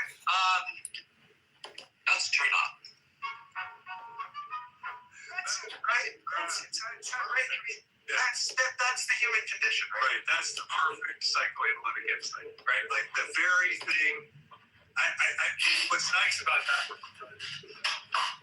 I thought you were going to ask me what is the basic psychoanalytic insights. I was going to say conscious and death drive, and that what it's like encapsulating both. Okay, Scott, mute your mic. I'm going to read a poem. I'm muted.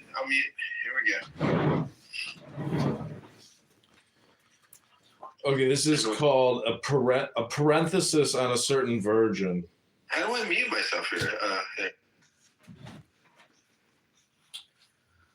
Parenthesis de quadam virgine. Now, O my son, I will declare unto thee the virtue of that part of love which receiveth and draweth, being the counterpart of thine own.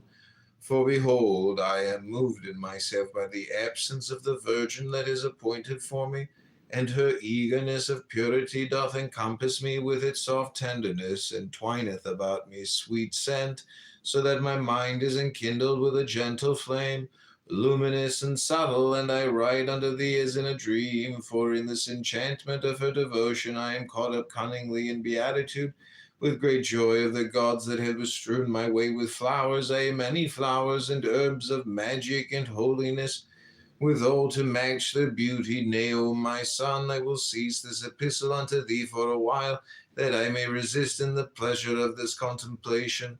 For it is a solace ineffable and recreation like unto sleep among the mountains.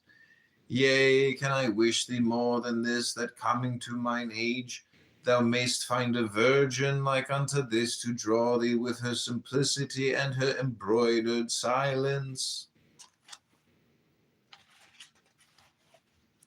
Okay, this is called On Constancy in Love to a Pure Heart. De constatia amore, corde condito. Think it not strange, O my son, that I praise adultery, should praise also constancy and delight therein, for this is to state ill thy question.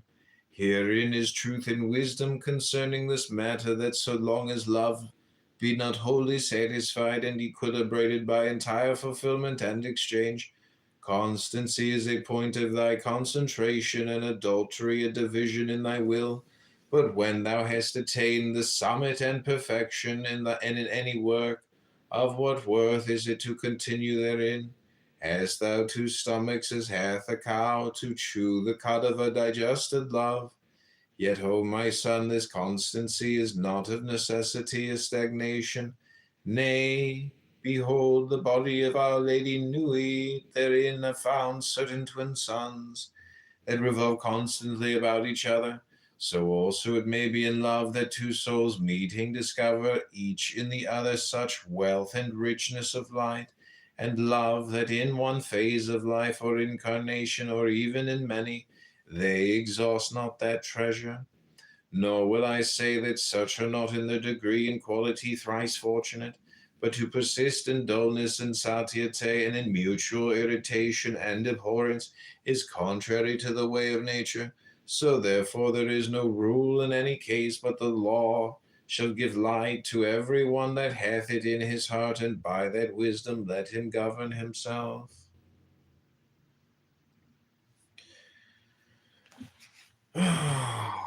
Okay, this is called On the Mystery of Evil, De Mysterio. Do you write all this down, or do you get this from somebody else? No, this is a book called the Book of Wisdom or Folly. Oh, okay. It's by Aleister Crowley. Oh boy. Yeah, he's a British Kabbalist. You could say he's a Christian Kabbalist. Or a Catholic Kabbalist. Who knows? I mean, he created his own religion, technically. It's called Thelema. He is the prophet of this religious order. But I just look at it as neurolinguistic programming. And conceptually, theoretically, linguistically, it all makes sense to me. It is like New Age spirituality. And he's been extremely influential. His writings have definitely shaped, I think, a lot of people's thinking about action and how they rationalize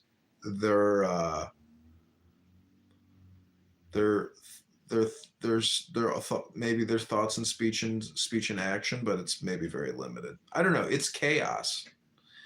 Yeah, man. People usually write their best stuff when they're on drugs. Yeah, I agree. And he has a chapter about all the drugs that people use to loosen their soul, from this vehicle body, if that's true, or if it's just, I think it's really just hypnosis. I think it's like a very advanced marketing tactic to essentially elaborate. I think he used the drugs to use his brain as basically do AI large language modeling. Like he really expanded out what's in the Bible, what's in history, and then he synthesized his own. He's basically Joseph Smith.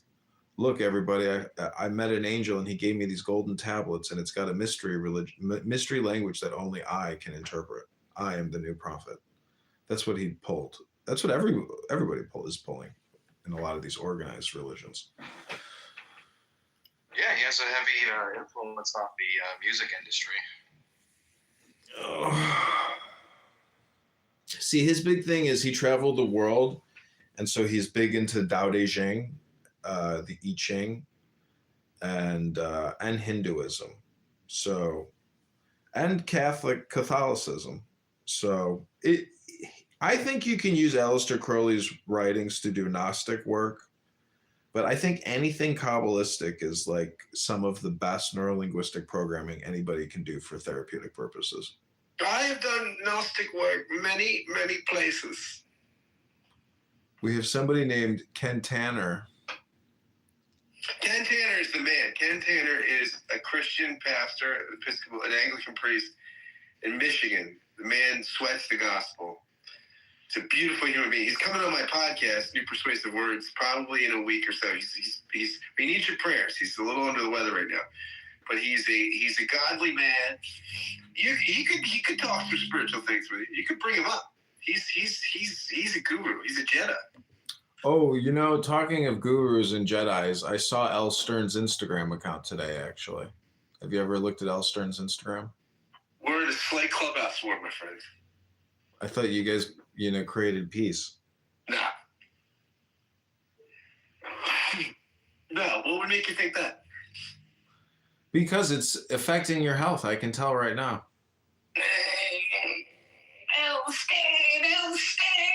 Elstan! That anti-Zionist woman, doesn't support Israel. Everybody, Adrian, should have a place to call home, except the Jews. Okay, J4LD or Yafor whatever you. How do I say your name again? Jesus. You can just say Jay. Okay, Jay. So try to find my other Clubhouse account. It's called Wisdom Books. Yeah, Wisdom Books. And go join the Roger Mayhem Returns movie, because this B account is technically my burner account. So I'm going to fly away like a bumblebee and go rejoin this insightful conversation by a bunch of low IQ dumb people talking about nothing, to contrast that as I read more poetry. But I need to use this account to fly away. So try to type in the search bar in Clown House Wisdom Books, and then go back to the hallway, and then you'll see my Roger. Wait, Julie Fit Pro, who used to have a crush on my ex-hubby bromance? Who's that? Julie Fit Pro says he used to have a crush on my ex-hubby. Who did? And that's where the laws lay down. This is called Jews Run America. Clubhouse Politics. No, hold on. He told me that Leviticus 19:28 only applies to Jews, but before that, the rest of the laws apply to Andrew. I mean, you can't pick and choose which part of the Bible you're going to apply. Now, we can't pick and choose what we follow and then just deal with the I'm not picking and choosing. Right? Picking and choosing. You just said he's following some book, which I'm pretty sure you're talking about the Torah, because he's speaking on what Jews. No, I'm saying I'm pretty sure not based on his own fruition, right? This is something he read, laws laid out by God, given to Moses, probably. No, I understand that, but I'm just saying. Okay. Now, David, I want to see if you'll be consistent. So let me ask you a question and be honest with me. Do you consider, are you familiar with Ivanka Trump? Of course. Do you consider her a Jewish woman? I don't know. Does your community consider her a Jewish woman? What's my community? The Jewish people, the Jewish diaspora. I'm American. Oh, so you're not Jewish? I don't think David Bobadilla is Jewish.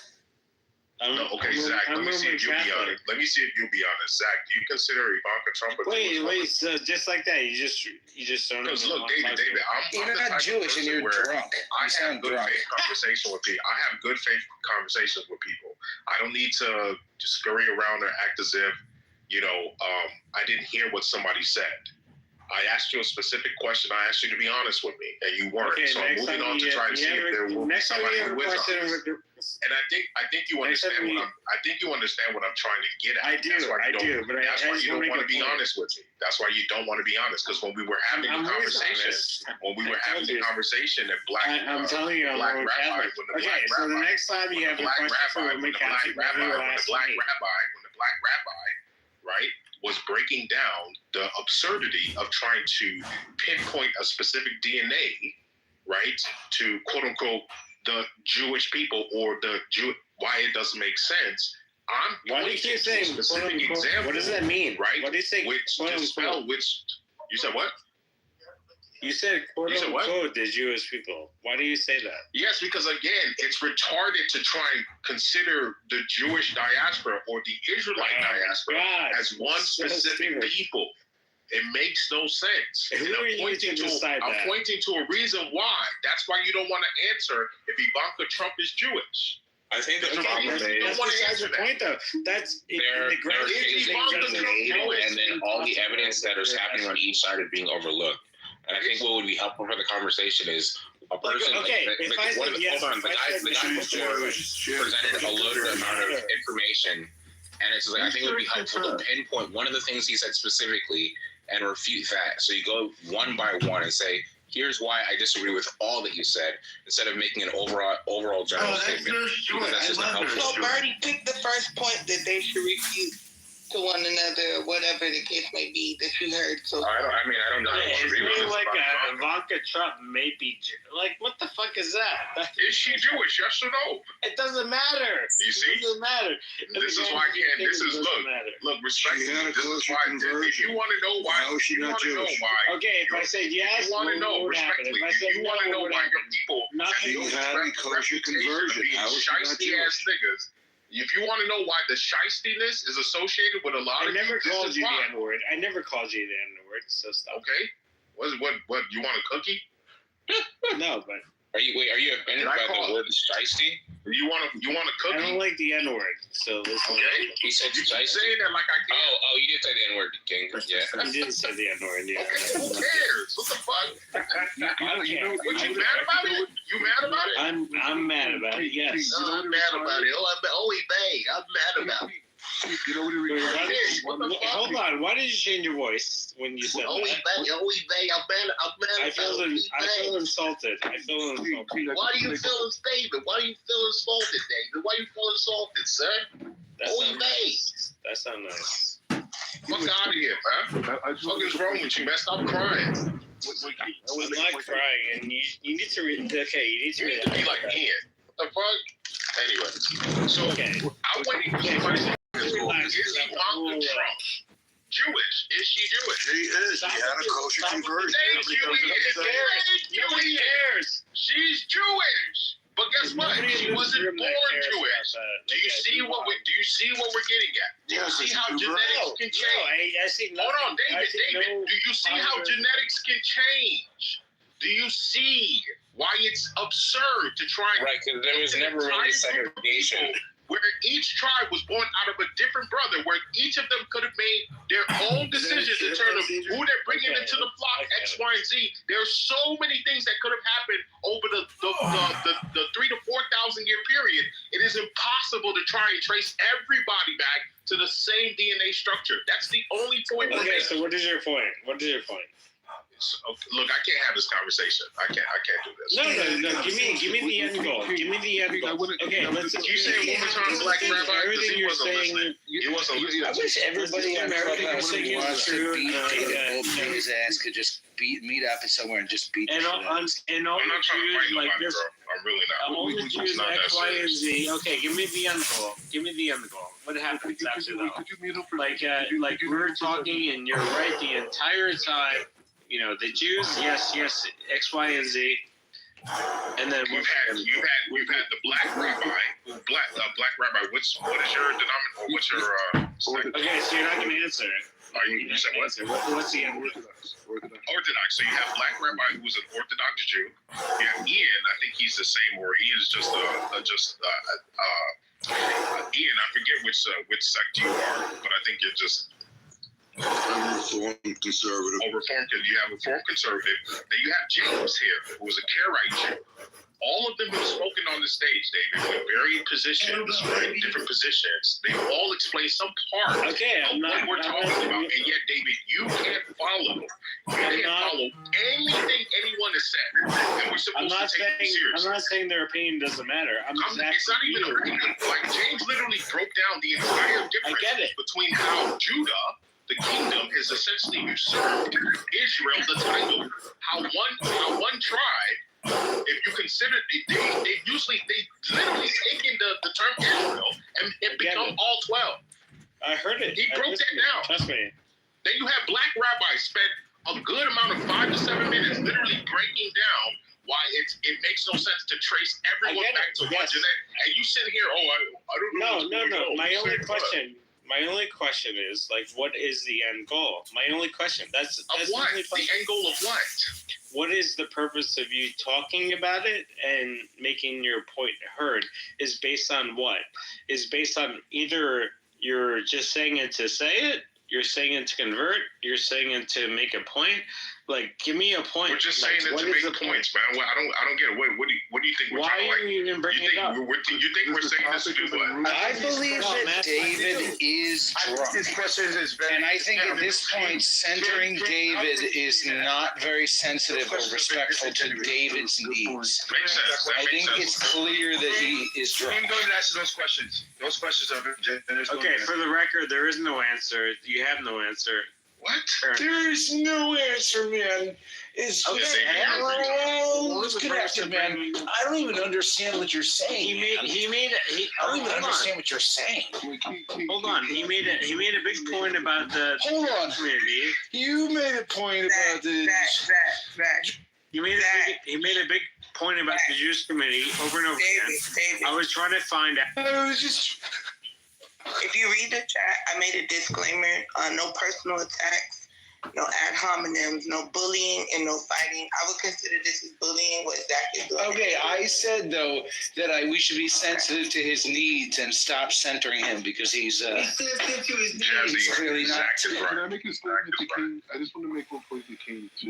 I was just asking him to finalize the point. Bro, That's why what I are was you cutting asking. me off? Why are you cutting me off? I wasn't making an. Why are you cutting me off, bro? Sorry.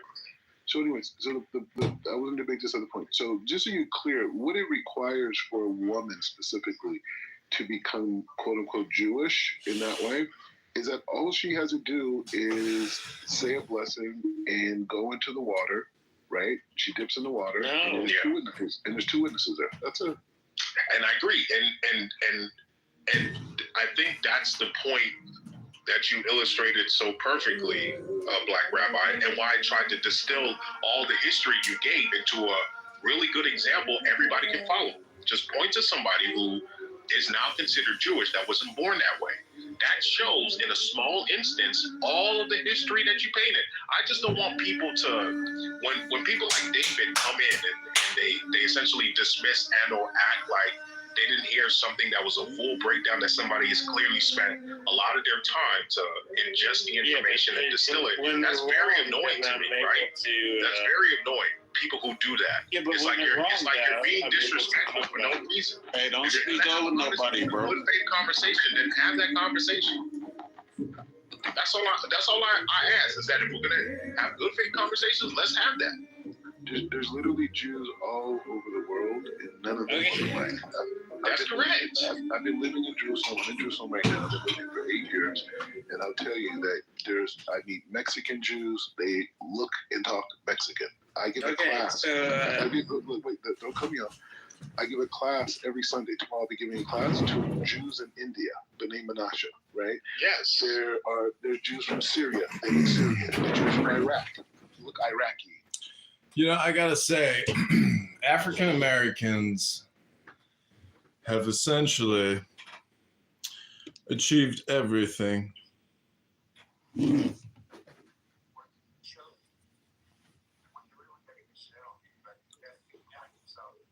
because I have a nervous laugh. I'm trying to keep my shit.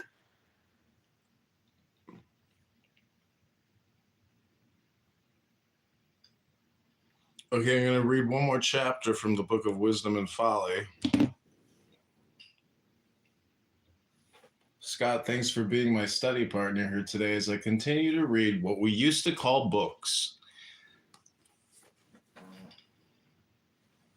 Is that inspired by the Torah? It's inspired by our holy Kabbalah.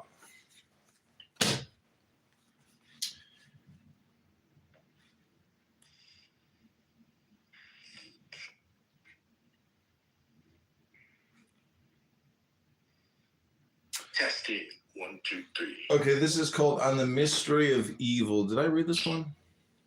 You know, I wish I could plug my microphone into my phone and use my mic.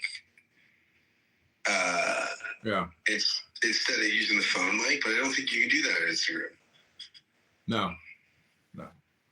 You can do it with the iPhone, but only with certain apps. But is the quality really that much better if you have a quiet surrounding space? Oh yeah, the quality would be way better. Yeah. You know what's amazing is when you listen to your recordings on different platforms, on different devices, it does sound different. Doesn't sound, it sounds, there's different, it's amazing how, you can hear the same thing like 3 different ways, and it's literally the same recording, and one of them is better. This podcast I'm about to post is like so unbelievably great. It's a brilliant podcast too. But people want it live. People want it live.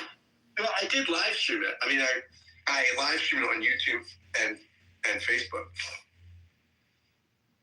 And then I turned it into a podcast for posterity forever. Okay, so the most interesting thing that I've heard recently is that you can't hear the past and you can't hear the future. So, and then you could say you can't hear the now either.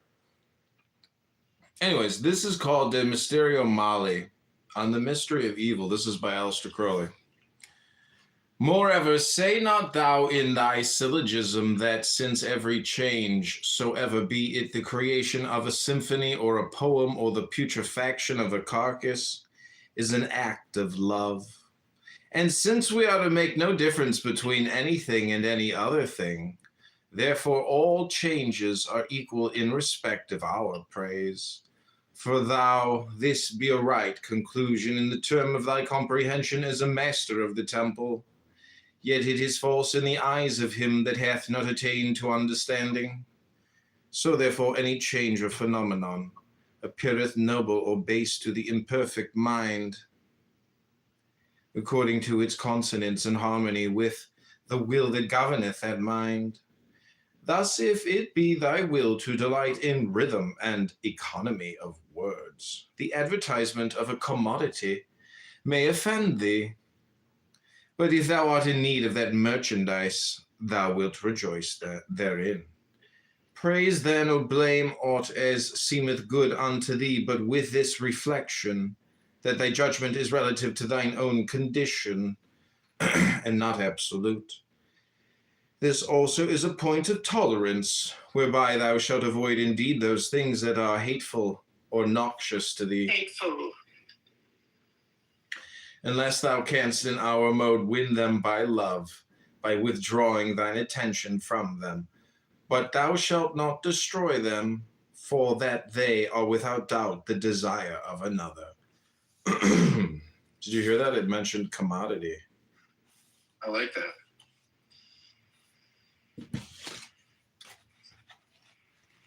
I'm almost finished with the book.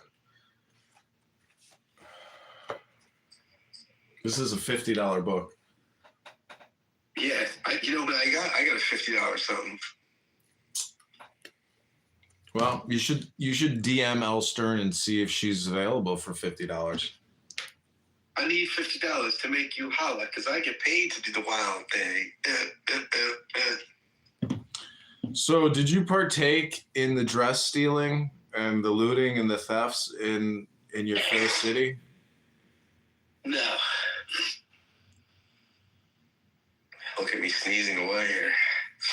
I think Elle Stern put a spell on you. She put a spell on me. I think she hexed you, and this is why you're sick. Do you think Elle Stern is a witch? Do you think Elle Stern is a witch? She could be. What do Catholics? Like what do Catholics? Like a Wiccan? Yeah, what do Catholics do to Wiccans? Do they do exorcisms? No, I usually wouldn't do it. You'd have to be possessed. You don't think she's possessed with a demon? No. Well, I'm saying it's possible that she did a Wiccan witch spell, and this is why you're suffering with influenza. It could be. Somebody says free Palestine.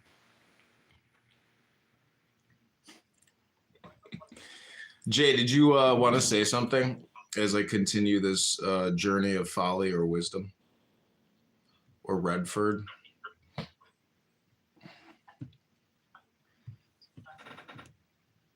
I can't tell if it's realized or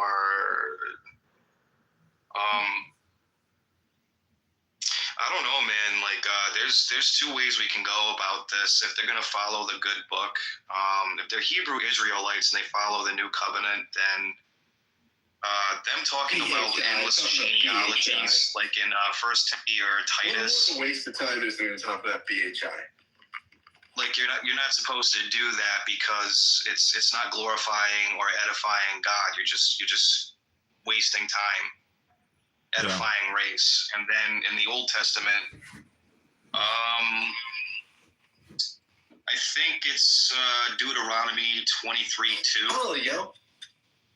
So if you had like a line broken in your lineage where you're a bastard, you have no father, you're kind of like somewhat of an outcast. So, you know, either which way you go, I mean, can they prove that they've had a line in a lineage that they had it had been unbroken and they had a complete lineage going back.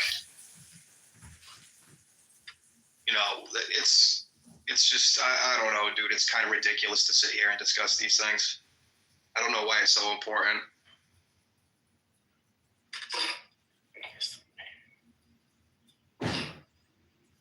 Testing, 1, 2, 3, test. Look at that profile, John. Look at it. I have a strong profile. Look at that.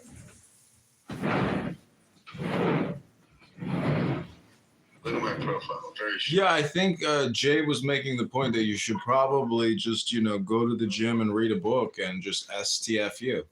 Because at the end of the day, entropy tells you that life is just a process of breaking down. So what people are really doing is they're trying to talk about something, but what they're doing is talking about something. And again, thus, every room is just a room full of dumb, low IQ people talking about nothing, wasting time. That's what people are doing here. And so I think there's a way to essentially create a black hole and take all the dumb conversations on this app and just bootleg them and utilize it for what it is, free content. But the problem is the content doesn't set you free, it imprisons you. So I want to repackage the prison and redistribute the prison. Well, we're talking about a people from like 2,000 years ago, and they're talking about like genealogy here. So let me unpack Deuteronomy for you. A bastard shall not enter into the congregation of the Lord, even to his 10th generation shall he not enter into the congregation of the Lord. So if any single time, at any point in time over the past 2,000 years, any one of these gentlemen has been bastardized at any point in their generation, and how are you going to trace that back, and how are you going to verify it? So you're kind of screwed at that. So you're right, dude. Singing bye bye, Mr. Clubhouse, blue sky. There's nothing worse than not having contentment. Contentment is the greatest defensive weapon anyone can possibly have. And what's important to know is there's only the now. There is no tomorrow. It's not the best weapon against AIDS or herpes. That, my friend, is a prophylactic.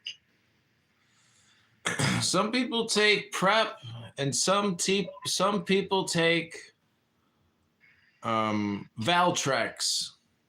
Valtrex is the shit. And some people have herpes on their middle finger. Well, some people have herpes on their face. Some people get shot in the ear. Some people have herpes on their personalities, and they go in Clubhouse and they make everyone break out and itch. Do you think Michael Crooks is buried in a cemetery somewhere, or did they dispose of his body in an incinerator? I do not know. It's an important question to know. This guy is like a historically important person. He almost blew the president's head off. You'd think we would want to maybe figure some things out about Michael Crooks and not just forget about the guy. He did something. Some people did something. Who was the associations? What's the investigation? I mean, there's a lot of things that Trump has gotten into office, but he has said nothing. It's all just a bunch of executive orders, but we've learned nothing. It's all just state secrets. I mean, that's what it is. Historically, every fucking major historical period, I'm sure there's major state secrets, but Trump is not setting us free fast enough. That's my opinion. If you want a MAGA America, that means increase our liberty. Give us the ability to round up illegals and pay us $15,000 per head. It's a joke. I'm trying to create some comedy bits here. The late stage capitalism does not end in communism. It ends in authoritarianism. Imagine if Trump allowed people to do immigrant catching. And he forced the airlines to do runs to other foreign countries and to basically deport people, immediately. Could you imagine if they really did do the biggest deportation program in the history of America and they really got rid of millions of people in 1 year? And that was like the whole focus, was rid the country of illegals by force. Would that be illegal? Depends how you did it. If you used the military, it would be illegal. But why? I think the military essentially makes it legal because you're using posse comitatus. You can't use. So revoke it. Revoke it. I don't understand. Suspend it. What's the difference? It's an invasion. It's not even try it. You have to have generals that are willing to do it. And any general who tells his troops not to do it, you fire that person or you arrest that person. You are the president. You're Caesar. You can do whatever you want to do. You can legally. That's the power of the presidency. It's his people. It's his assets. It's his decision. Whatever he says, if people don't do it, he fires them. And he fires them on TV and he fires them on CNN. And he does it every day until people start doing what he wants them to do. That's the way you do it. You call the CEO of American Airlines and say, "Hey, I'm going to buy your planes, and you're going to fly out 3 million people over the next 120 days." And he declares national emergency. You do that. I'm being very facetious because I think if people heard what I'm saying, it would really cause extreme gaslight and emotional meltdown and a lot of anger.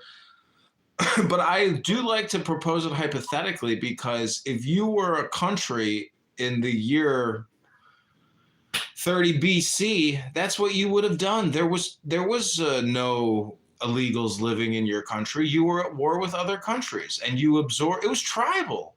It was totally tribal. Anyways, I have a theory that tribalism and gangsterism, or gangs and mafia, is technically what's happening around the world, which is essentially hives of, hornet's nest competing for resources, domination, and tactical superiority in all things. It's very natural.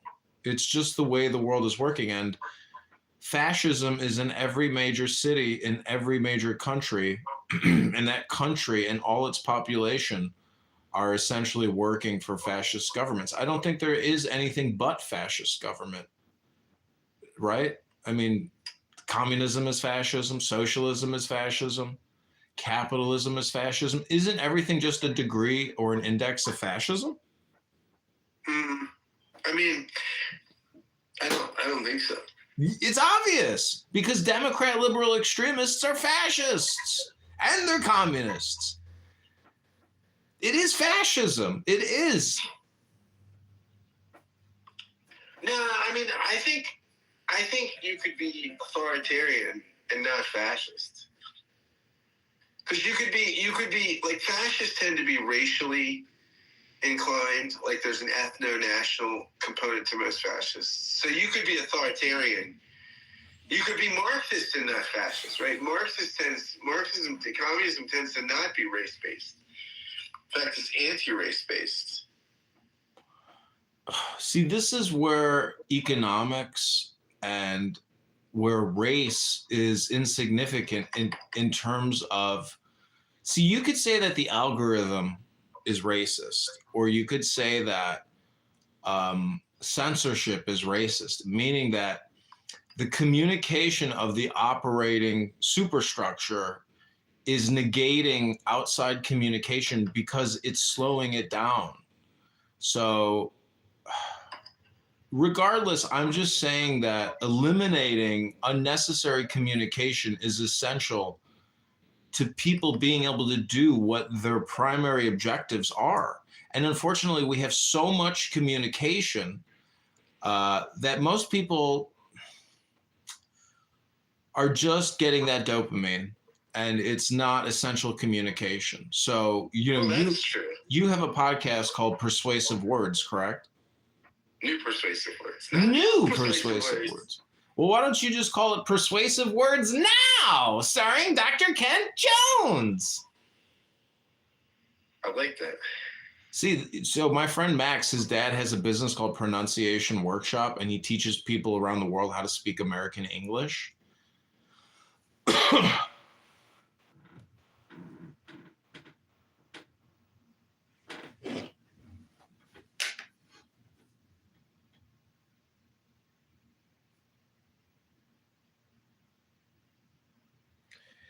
If you're happy and you know it, clap your hands.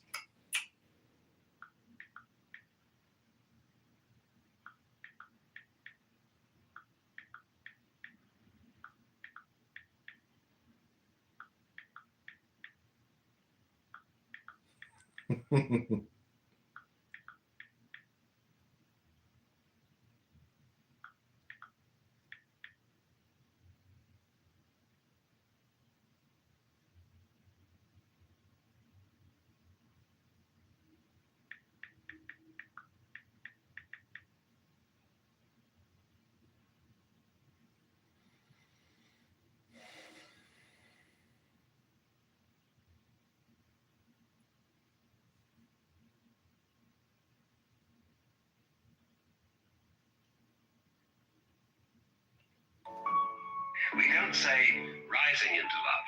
There is in it the idea of the fall.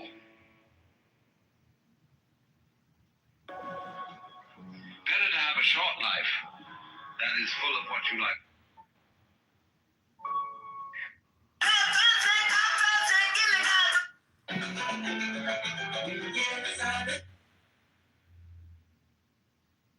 Now, the funny thing here is everybody's so used to kicking you off of the fucking panels. I don't think they realize that you're streaming them off of theirs onto other ones. No, a lot of them do.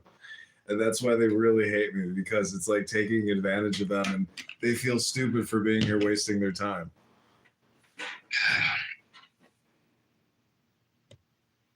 Honestly, dude, I don't think they feel any sense of humiliation doing what they do on a daily basis. No, everybody's got to know that they're really not up to snuff here if they're talking.